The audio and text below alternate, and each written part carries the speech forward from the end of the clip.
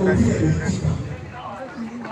n'a même pas besoin d'un compte parler parce que terrain, comment qui n'a même pas. Qui s'est jeté, la bataille des personnes qui ont l'occasion, et aussi vous pas qu'il a gagné, Barada.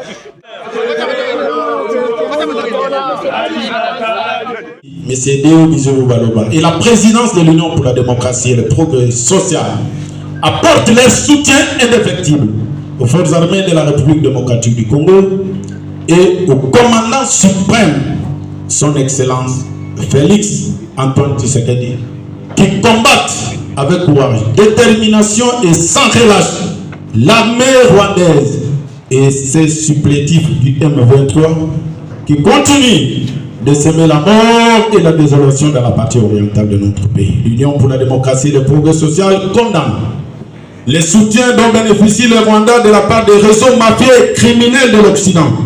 Soutien qui se solde par un génocide sans précédent depuis la création du monde des populations vivant dans la partie orientale de la RDC.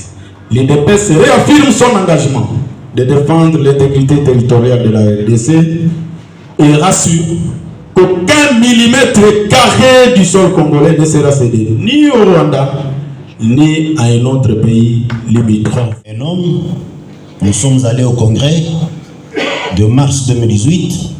Nous l'avons investi candidat, d'abord président du parti UDPS, ensuite candidat de l'UDPS à l'élection présidentielle qui était en vue. Nous sommes allés au centre, nous sommes allés dans un séminaire après le congrès, et c'était au centre Caritas. Et l'homme nous annonça que sa première sortie de l'UDPS après la mort de Tshisekedi, ça devait être au terrain Sainte-Thérèse d'Ndjili. Beaucoup, dont moi, ne croyaient pas. Remplir 4 terrains de football à la fois. Après la mort de Tshisekedi, en tout cas, je suis parmi ceux qui n'avaient pas cru. Ce défi avait été relevé. Nous sommes allés aux élections. Une fois, avant d'aller aux élections, il fut la question d'aller aux élections avec ou sans machine à voter. Tous, on n'était pas, je me rappelle, le débat était très houleux. Cet homme des États-Unis se trouvait, va dire, avec ou sans machine à voter, on va aux élections. Nous sommes allés aux élections, le défi a été relevé.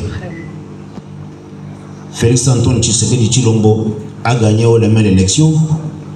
Il a été investi, il a prêté serment. Une fois il entre en fonction, rappelons-nous, on nous disait qu'il allait réchauffer le siège pour quelque temps, pour que celui qui y était puisse le reprendre. Les années se sont écoulées. Eh bien, un deuxième mandat. L'homme qui a fait 18 ans au pouvoir, Félix Antoine Tshisekedi l'a éloigné davantage. Il y a des généraux qui vocifèrent de l'extérieur aujourd'hui. Et Félix Antoine Tshisekedi a éloigné les dangers de plus en plus. Et nous voici aujourd'hui, nous sommes devant l'histoire. Il est question de faire la relecture de la Constitution. Voilà pourquoi nous sommes retrouvés ici pour accompagner le chef de l'État, la haute autorité de référence de notre parti. Entendu, et monsieur le sanguinaire africain, l'Hitler africain, dire que les problèmes ici au Congo, entre le Congo et le Rwanda, c'est Félix Antoine Tshisekedi. Eh bien, depuis 2016, depuis 1996, Tshisekedi Félix n'était pas au pouvoir. Nous constatons aussi que le Congo a 9 voisins. Pourquoi les 8 autres voisins ne parlent pas rien que celui-là? Félix Antoine Tshisekedi Tshilombo va bel et bien éloigner Paul Kagame, n'en déplaise. Voilà, chers compatriotes, nous sommes mis devant nos responsabilités comme parti au pouvoir. Nous ne sommes pas n'importe quel parti au pouvoir. Nous sommes l'UDPS, après 37 ans de lutte. Dans l'opposition, nous avons accédé au pouvoir. Le chef a manœuvré pour éloigner de temps en temps et de plus en plus ceux-là qui ne voulaient pas que les changements arrivent. Et à cette étape ici, nous sommes à l'étape où M. Paul Kagame doit être éloigné, éloigné très loin du Congo. Et comment y arriver? Chef de l'État, nous renforcions notre pouvoir, que nous puissions défendre l'intégrité du territoire et qu'à jamais Paul Kagame le sanguinaire termine ses aventures au Congo une fois pour toutes. Je voudrais adresser ici un message aux populations de l'Est de la République. Nous sommes des Congolais, bien entendu. Nous avons des parents, des familles qui sont là. Au nom de l'UDPS, je leur dis de tenir bon. Ça, ce sont les dernières aventures de Hitler, Paul Kagame au Congo. C'est la dernière guerre nationale.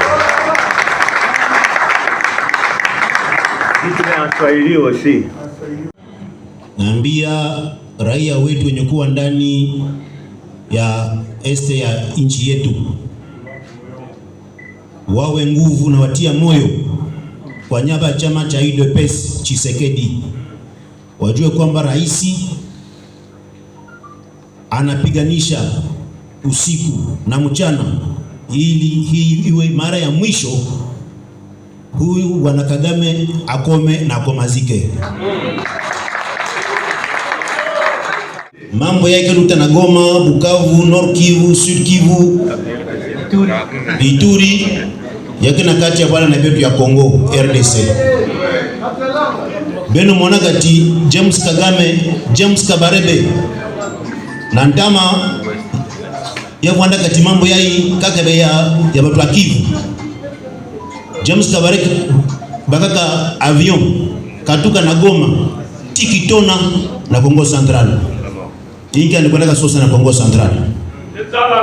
Azola monisa ti mambo kana Luta kuna ya mvita ya metala betu ba Kongole betu yosu tu. Plina ve.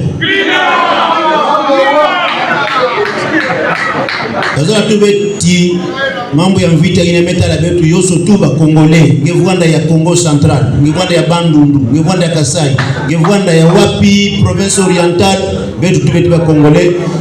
Betu simana maboko na manima ya mfumo ya bwana na beto Félix Antoine Tshilombo betu kula Paul Kagame.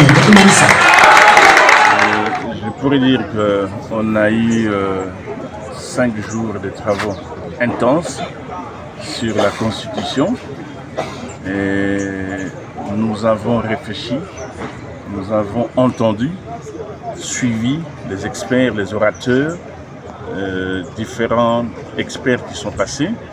Après, nous sommes entrés en sous-commission. Ce que je peux dire en quelques mots, la Constitution de 2006, dans son esprit, si vous allez en profondeur, cette Constitution, elle a été, je dirais, échafaudée pour résoudre un seul problème. Le seul problème, c'était comment faire taire les conflits des belligérants afin qu'ils puissent se partager le pouvoir. Tout simplement. Il n'y a rien d'autre dans cette constitution, les soucis de pouvoir résoudre les problèmes de sous-développement de notre pays. Il n'y a aucun point où on montre les soucis de devoir relever le niveau de vie de nos concitoyens. On dit que la RD Congo est un pays riche en ressources naturelles. Mais c'est le pays où les gens vivent dans une pauvreté extrême. Et donc, vous avez compris que la Constitution de 2006, en lingala on dira, c'est qui cop yabat. Tout ça, la négini to kabola kwanga. Alors que le pays compte aujourd'hui plus de 100 millions d'habitants. Et donc, comme je l'ai dit assez souvent, il n'est pas interdit de réfléchir sur ce qui a été fait en 2006. Le peuple souverain a la possibilité de réfléchir puisque les lois d'une constitution ne sont pas intangibles, elles peuvent aussi être abrogées. On ne peut pas dire que les constituants originaires, moi, Liboke Abatu, Sangana Kibakoma, ils ne sont pas 100 millions d'habitants. Ils ne peuvent pas nous prendre en otage. Nous avons réfléchi en toute indépendance au sein des 4 sous-commissions et nous avons versé les conclusions dans les rapports scellés. Je ne saurais pas vous dire c'est quoi ces rapports. Personnellement, j'ai eu à diriger la sous-commission sur des questions économiques et sociales, mais je ne sais pas qu'est-ce qui s'est passé dans les 3 autres sous-commissions. Donc je ne saurais pas vous dire les conclusions. Mais toujours est-il que la coordination a rassemblé toutes les résolutions de chacune de ces 4 sous-commissions et c'est à la haute autorité de référence, le chef de l'État, à la lecture de tout cela, il se fera une idée de ce que pense son parti politique. Voilà ce que je peux dire en toute honnêteté. Merci.